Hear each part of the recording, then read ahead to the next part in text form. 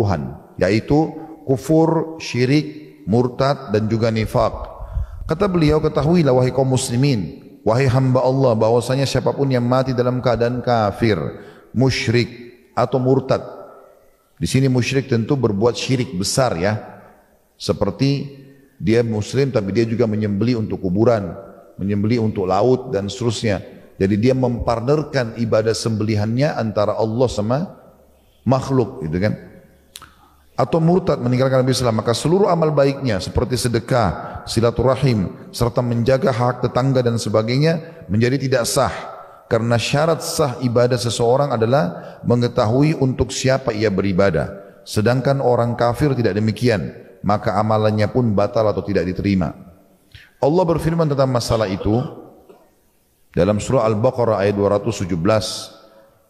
A'udzu billahi minasyaitonir rajim. Al-Baqarah 217, "Wa may yartadid minkum 'an dinihi fayamut wa huwa kafirun fa ulaika habitat a'maluhum fid dunya wal akhirah wa ulaika ashabun nar hum fiha khalidun." Barang siapa yang murtad, melakukan perbuatan-perbuatan kekufuran di antara kamu dari agamanya, dia keluar dari agama ini lalu dia mati dalam keadaan kekafiran, maka mereka itulah yang sia-sia amalannya di dunia dan di akhirat, dan mereka itulah penghuni neraka, mereka kekal di dalamnya. Juga dalam firman Allah yang lain dalam surah At-Taubah ayat 17, Allah berfirman, "A'udzu billahi minasyaitonir rajim, ma kana lil musyrikina ay ya'muru masajidallahi syahidina 'ala anfusihim bil kufur. Ulaika habitat a'maluhum fid dunya, ulaika habitat a'maluhum wa fin narihum khalidun." Tidaklah pantas orang-orang musyrik, maksudnya orang-orang musyrik Mekah ya, tapi ini berlaku kepada semua orang musyrik. Jadi orang Mekah itu tahu kalau Ka'bah itu rumahnya Allah. Mereka tahu tawaf itu ibadah kepada Allah. Mereka tahu jumrah melontar di Mina adalah ibadah kepada Allah. Mereka tahu ini adalah syariat Nabi Ibrahim alaihissalam. Bahkan kalau ditanya siapa ciptakan langit dan bumi, Allah tanyakan itu dalam Al-Quran. Suruh Nabi Muhammad SAW tanya, "Wa idza sa'altahum man khalaqas samawati wal ard wa sakhara asy-syamsa wal qamar la yakuna Allah." Kalau engkau tanya kepada mereka, hai Muhammad, siapa yang ciptakan langit dan bumi, siapa yang mengatur matahari dan bulan, mereka akan mengatakan Allah. Lalu ditanya, Allah SWT suruh lagi Nabi Muhammad SAW tanya mereka, lalu mereka, kenapa mereka sembah-sembah berhala itu? Sementara mereka tahu Ka'bah rumahnya Allah, kenapa masih mengikut sertakan patung dalam ibadah mereka? Maka mereka menjawab, "Ma na'buduhum illa liyuqarribuna ila Allahi zulfa." Kami enggak sembah berhala-berhala ini kecuali untuk mendekatkan diri kami kepada Allah. Jadi perantara kepada Allah tapi benda mati. Maka Allah mengatakan tidak pantas orang-orang musyrik itu, walaupun mereka beriman kepada Allah. Secara rububiyah mereka beriman, tapi secara uluhiyah, keyakinan yang menciptakan adalah Allah, rububiyah. Mereka yakin, tapi secara uluhiyah, secara ibadah mereka rusak. Mensyirik, memperanakan Allah dengan makhluk. Tidaklah pantas orang-orang musyrik itu memakmurkan masjid-masjid Allah, sedang mereka mengakui bahwa diri mereka kafir. Itulah orang-orang yang sia-sia perbuatannya dan mereka kekal dalam api neraka. Berarti ini dalil juga tentang orang musyrik batal amal-amalnya, gitu kan? Ini sayang sekali di Indonesia banyak yang membuat syirik besar tidak sadar kalau amalnya batal ini, ya. Kasih sesajen ke lautan, ke gunung, panggil dewa ini, dewa itu, penjaga gua ini, penjaga gua itu. La haula wala quwata illa billah. Makanya teman-teman harus kuatkan belajar tentang rukun iman. Iman kepada Allah pertama. Yang kedua kepada malaikat. Malaikat ini disebutkan dalam surah 77 dan surah nomor 79 tugas-tugas mereka. Di antaranya mereka yang menjalankan dan merawat semua ini. Jadi yang jaga gua, jaga lautan, menumbuhkan pohon-pohon di hutan, populasi manusia, populasi hewan-hewan, jin, semua malaikat yang atur. Allah yang perintahkan. Mereka menjalankan tugas. Jadi jangan lagi panggil-panggil penjaga gunung, penjaga ini dianggap padahal dari syaitan. Dan mereka yakin itu jin. Padahal jin tidak punya apa-apa di situ. Enggak punya apa-apa jin di situ. Penjaga semua itu adalah malaikat. Makanya orang beriman yang faham ini, dia mau sholat, dia mau di gua sendirian, dia mau di atas kapal sendirian, tetap aja dia yakin semua ini makhluknya Allah. Ada malaikat yang menjaganya, Allah mengawasinya. Nah, itu bedanya orang yang beriman dengan orang yang tidak beriman, gitu kan?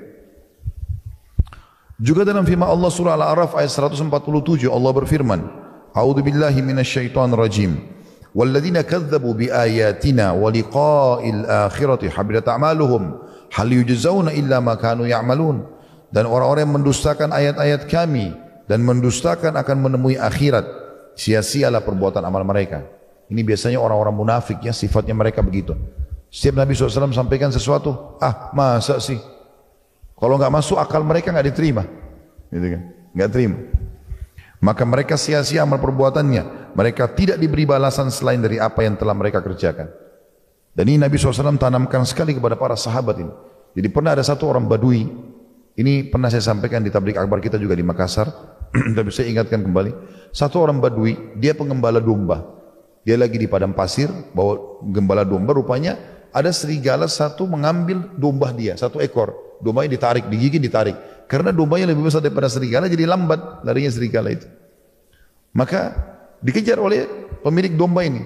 Sambil digebukin serigala itu, lalu serigala itu lepas. Uniknya serigala itu berbicara pakai bahasa manusia. Dia mengatakan, kenapa kau ambil rezeki yang sudah Allah tentukan kepadaku? Kata orang Badui itu, serigala berbicara bahasa manusia. Kata serigala tersebut, ini kejadian nyata, riwayat sahih. Ya, kata serigala itu, kenapa kau heran? Sementara kau tidak heran di Madinah ada seorang utusan Allah yang tidak diimani. Serigala bicara itu. Tidak masuk akal manusia kan? Serigala bisa bicara. Tapi begitu riwayatnya. Orang Badui ini gak pakai bicara lagi. Bawa dombanya langsung ke Madinah. Tanya-tanya, siapa di sini yang mengaku Nabi? Mereka jelaskan ada satu orang namanya Muhammad SAW. Dia datang ke masjid lalu mengatakan, ya Rasulullah, saya mau beriman. Syahadat, setelah syahadat dia mengatakan, ya Rasulullah, saya beriman ini begini ceritanya. Waktu diceritakan di masjid, orang semua diam. Senyap, nggak ada yang tanggapin. Karena memang serigala bicara pakai bahasa manusia. Apa kata Nabi SAW? Menanamkan masalah keyakinan kepada Allah. Nabi SAW mengatakan, ketahuilah, aku, Abu Bakar sama Umar percaya itu. Kalau kalian tidak percaya itu, maka aku, Abu Bakar sama Umar percaya. Maksudnya, kenapa kalian tidak percaya? Apa yang sulit? Allah bisa membuat segalanya berbicara. Gitu kan? Bukan cuma itu, pada hari kiamat nanti anggota tubuh kita akan berbicara. Orang beriman yakin dengan itu. Makanya hati-hati dalam berbuat dosa. Karena tangannya akan jadi saksi, mulutnya, matanya, segala macam. Ya semoga Allah maafkan kalau kita pernah berbuat kesalahan masa lalu. Tapi tujuan kita belajar begini teman-teman, untuk mengingatkan diri kita dan memperbaiki ke depan. Kita bukan sedang menghardik masa lalu kita. Tapi kita sedang belajar, oh ternyata begini, perbaiki ke depan. Baik orang yang belum tahu sebelumnya atau orang sudah tahu lalu kemudian dia lalai, sekarang dia mau bertobat. Itu tujuan majelis ilmu. Supaya kita berubah menjadi lebih baik setelah itu. Juga diangkat dalil yang selanjutnya adalah surah Al-Maidah ayat 5. A'udzu billahi minasyaitonir rajim. Wa may yakfur bil imani faqad habita 'amaluhu wa huwa fil akhirati minal khasirin.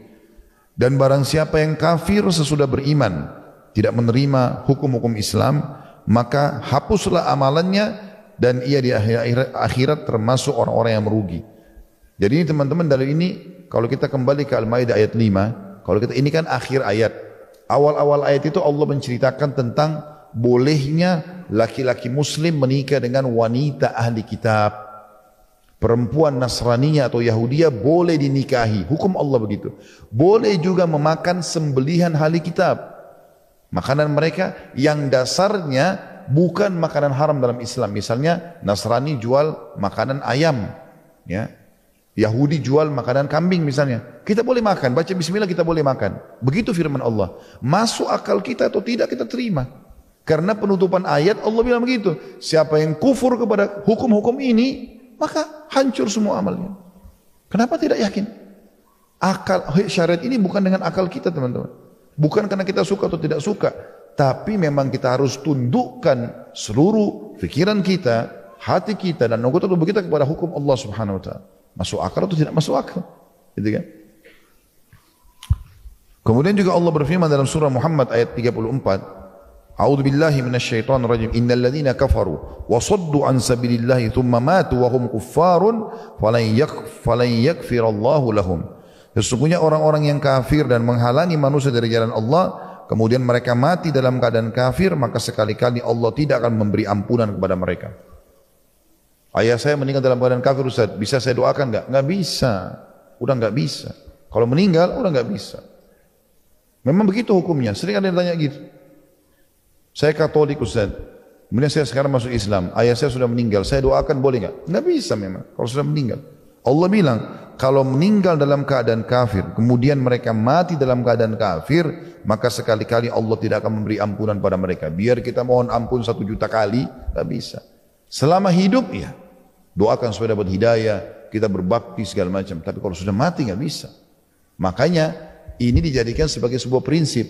Selama masih ada kerabat kita belum masuk Islam, doakan, usahakan sampai dakwah padanya.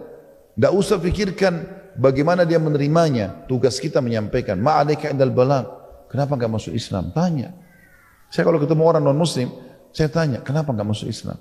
Apa kendalanya? Nanti dia jelaskan apa, saya coba jelaskan. Dia masuk Islam, dia tidak masuk Islam, tidak masalah.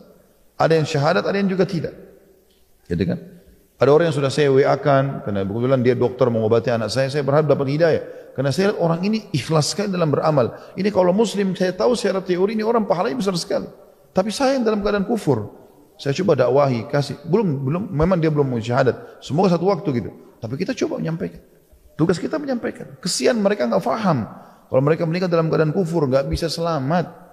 Enggak bisa selamat.